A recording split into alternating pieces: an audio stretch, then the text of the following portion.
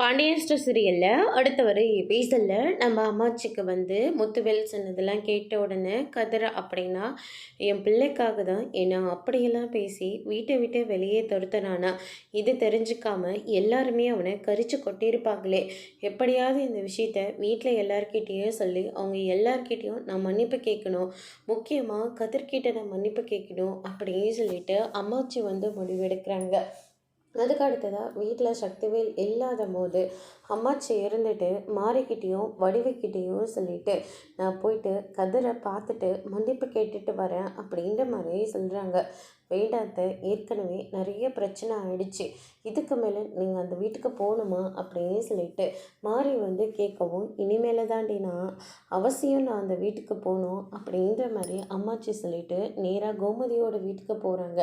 அங்கே ஆல்ரெடி நம்ம கோமதி இருந்துட்டு அம்மாச்சியை நினச்சி ரொம்பவே வருத்தத்தோடு இருக்காங்க. எங்கள் அம்மா சாப்பிட்ருப்பாங்களா, என்ன பண்ணுவாங்க, என் அம்மாவை கொஞ்ச நாளைக்கு கூட வச்சுருக்கலாம், எப்படியும் எங்கள் அண்ணனுங்க சமாதானம் பண்ணி கூட்டிகிட்டு போயிடுவாங்கன்னு எதிர்பார்த்தேன்.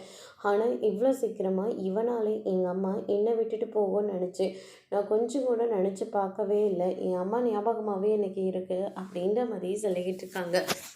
அதுக்கு அடுத்ததாக ராஜி முதல் கொண்டு கதிரை பார்த்து முறிச்சு நின்றுட்டுருக்காங்க. அந்த நேரம் பார்த்து அம்மாச்சி வரவும் கதிரை பார்த்த உடனே ரொம்பவே ஃபீல் பண்ணிகிட்ருக்காங்க. என்னை மன்னிச்சிரியா அப்படியே சொல்லிட்டு எல்லாரும் முன்னாடியும் கேட்டுக்கிட்டு இருக்காங்க.